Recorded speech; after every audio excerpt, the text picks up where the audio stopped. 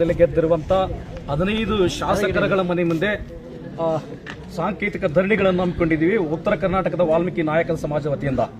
ಕಾರಣ ಪರಿಶಿಷ್ಟ ಪಂಗಡದ ಸಾಂವಿಧಾನಿಕ ಹಕ್ಕುಗಳ ರಕ್ಷಣೆ ಮಾಡುವಲ್ಲಿ ಸರ್ಕಾರ ವಿಫಲವಾಗಿದೆ.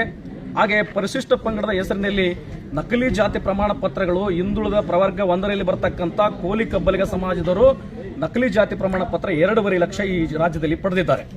ಅದನ್ನು ಇವತ್ತ ರಾಜ್ಯ ಸರ್ಕಾರ ತಡೆಗಟ್ಟುವಲ್ಲಿ ವಿಫಲರಾಗಿದ್ದಾರೆ.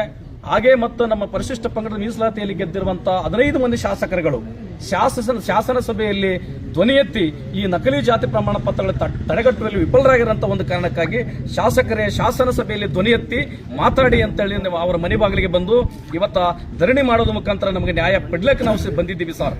ಈಗಾಗಲೇ ನಾವು ಅನೇಕ ಎಲ್ಲ ಶಾಸಕರ ಮನೆ ಮುಂದೆ ಧರಣಿ ಮಾಡಿ ಅವರಿಗೆ ಈಗಾಗಲೇ ಹೇಳಿದ್ದೀವಿ. ಪರಿಶಿಷ್ಟ ಪಂಗಡದ ಸಾಂವಿಧಾನಿಕ ಹಕ್ಕುಗಳಲ್ಲಿ ಈ ಪರಿಶಿಷ್ಟ ಪಂಗಡದ ಕಲ್ಯಾಣ ಇಲಾಖೆಗೆ ಇರತಕ್ಕಂಥ 11,000 ಕೋಟಿ ರೂಪಾಯಿ ಇವತ್ತು ಗ್ಯಾರಂಟಿಗೆ ಉಪಯೋಗಿಸಿಕೊಂಡು ಇವತ್ತು ನಮ್ಮ ಮಕ್ಕಳಿಗೆ ಪರಿಶಿಷ್ಟ ಪಂಗಡದ ಮಕ್ಕಳಿಗೆ ಇವತ್ತು ಸ್ಕಾಲರ್ಶಿಪ್ ಇಲ್ಲ, ಪ್ರೈಸ್ ಮನಿ ಇಲ್ಲ, ಆಮೇಲೆ ಯೂನಿವರ್ಸಿಟಿಗಳಿಗೆ ಓದ್ತಕ್ಕಂಥ ವಿದ್ಯಾರ್ಥಿಗಳಿಗೆ ಮಾಸಿಕ ವೇತನಗಳಿಲ್ಲ, ಹಾಗೆ ಮತ್ತು ಉನ್ನತ ಶಿಕ್ಷಣದಲ್ಲಿ ಓದ್ತಕ್ಕಂಥ ಮಕ್ಕಳಿಗೆ ಸಹಾಯಧನಗಳಿಲ್ಲ, ಇವೆಲ್ಲ ನಿಂತೋಗಿವೆ. ಹಾಗಾಗಿ ನಮ್ಮ ಪರಿಶಿಷ್ಟ ಪಂಗಡದ ಶಾಸಕರುಗಳು ಇವತ್ತು ವಿಫಲರಾಗ್ಯಾರ.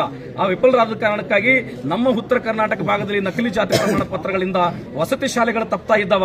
ಆಮೇಲೆ ಉನ್ನತ ಶಿಕ್ಷಣದಲ್ಲಿ ಇರತಕ್ಕಂಥ MBBS ಸೀಟ್ಗಳು, ಕೃಷಿ ಸೀಟುಗಳು, ಇಂಜಿನಿಯರಿಂಗ್ ಸೀಟುಗಳು ಮತ್ತು ಅದಲ್ಲದೆ ವೆಟರ್ನರಿ ಸೀಟುಗಳು ಎಲ್ಲ ತಪ್ಪಿ ಹೋಗ್ತಾ ಇದ್ದಾವೆ. ಹಾಗಾಗಿ ಇದನ್ನ ತಕ್ಷಣವೇ ತಡೆಗಟ್ಟಬೇಕಂತೇಳಿ ನಮ್ಮ ಶಾಸಕರಿಗೆ ಏನು ಮನವರಿಕೆ ಮಾಡ್ಲಿಕ್ಕೆ ನಾವು ಬಂದಿದ್ವಿ. ಶಾಸಕರು ಬರುವಂತ ಬಜೆಟ್ ನಲ್ಲಿ ಧ್ವನಿ ಎತ್ತಬೇಕು. ಒಂದು ವೇಳೆ ಧ್ವನಿ ಎತ್ತದಿದ್ರೆ ಪುನಃ ಅವರ ಮನೆ ಬಾಗಿಲಿಗೆ ಬಂದು ಜೈಲ್ ಬರೋ ಕಾರ್ಯಕ್ರಮ ನಮ್ಮ ವಾಲ್ಮೀಕಿ ನಾಯಕ ಸಮಾಜ ಮತ್ತು ಅಲ್ಲದೆ ಪರಿಶಿಷ್ಟ ಪಂಗಡದ 51 ಸೂಕ್ಷ್ಮ ತಿಜುತ್ತಿ ಜಾತಿಗಳು ಒಗ್ಗಟ್ಟಿನಿಂದ ಆಗ್ರಹಿಸ್ತೀವಿ. ಅದನ್ನು ಬಜೆಟ್ ನಲ್ಲಿ ಮಾತಾಡಬೇಕಂತೇಳಿ ನಾವು ಒಕ್ಕಲಿಂದ ಆಗ್ರಹಿಸ್ತಾ ಇದ್ದೀವಿ.